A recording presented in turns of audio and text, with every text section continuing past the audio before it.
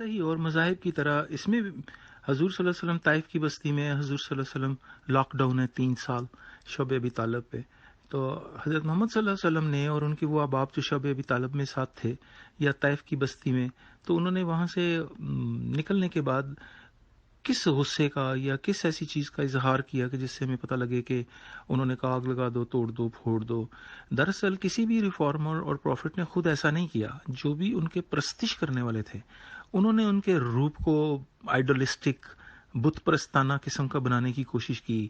ان میں تمام مذاہب بھی آ جاتے ہیں اور تمام غیر مذاہب بھی آ جاتے ہیں. پرستش، عقیدت.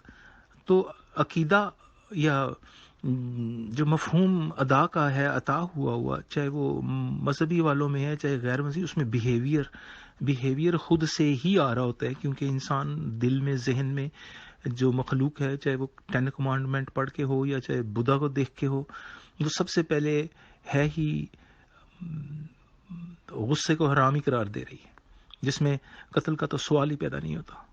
اور اسی طرح اس چیز کا بھی کوئی سوال نہیں پیدا ہوتا کہ ایک انسان کی موت، جیسے قرآن مجید میں بھی کہ وہ تمام انسانیت کی موت ہے، تو تمام انسانیت کا قتل ہے.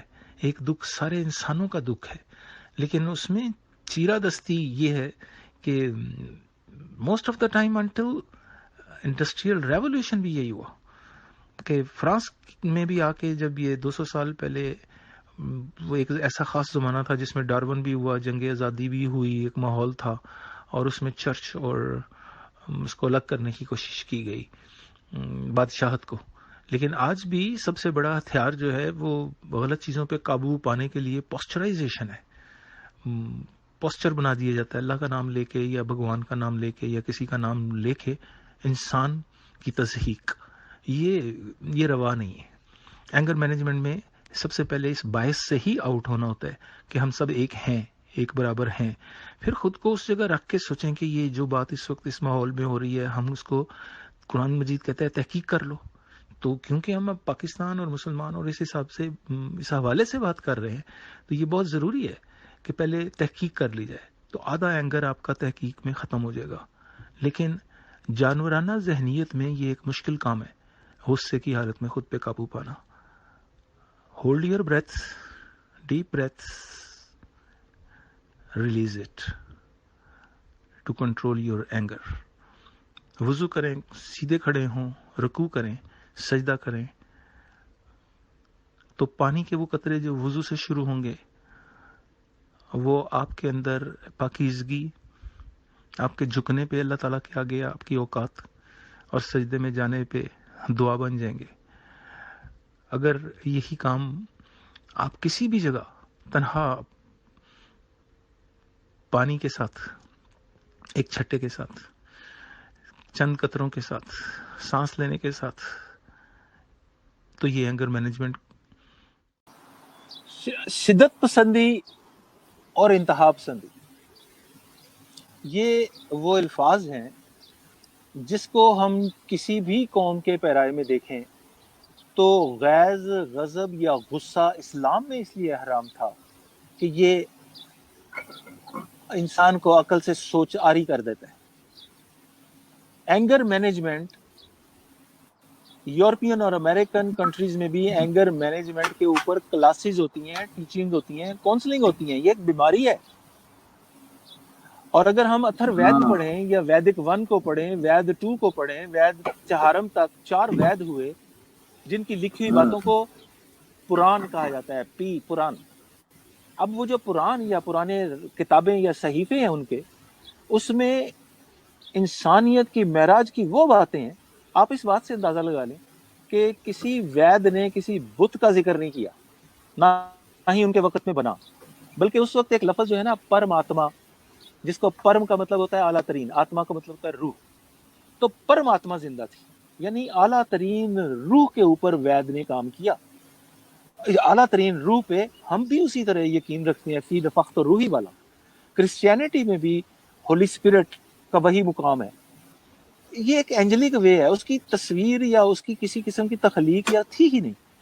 قرآن کے بعد جیسے ہم لوگوں کے مختلف مذہبوں کے وظائف مختلف مذہبوں کے اندر پاتے گئے اور اس میں تھیٹریکل چیز آتی گئی مذہبوں میں، تو ایسے ہی ایک تھیٹریکل رویہ رامائن میں آیا.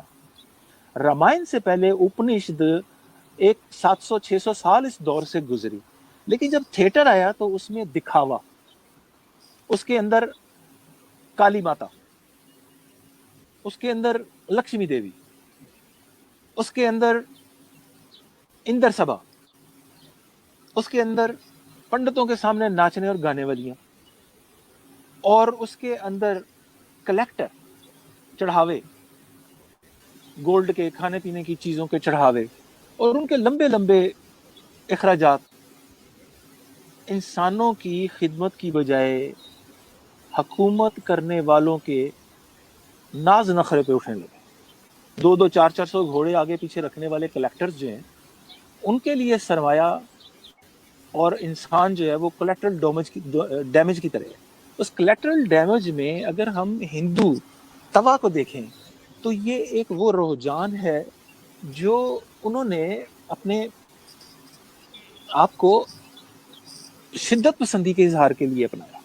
یہ کیا انہوں نے کسی کے رسپانس میں, یعنی ان پہ کیا ایسا تشدد یا ایسی چیز ہوئی جو ان کو بتایا گیا کہ تم اگر یہ کرو گے تو ہمیشہ زندہ رہو گے؟ تو یہ ایک ذہنی کیفیت ہے, یہ اینگر مینجمنٹ کی طرف جاتی ہے.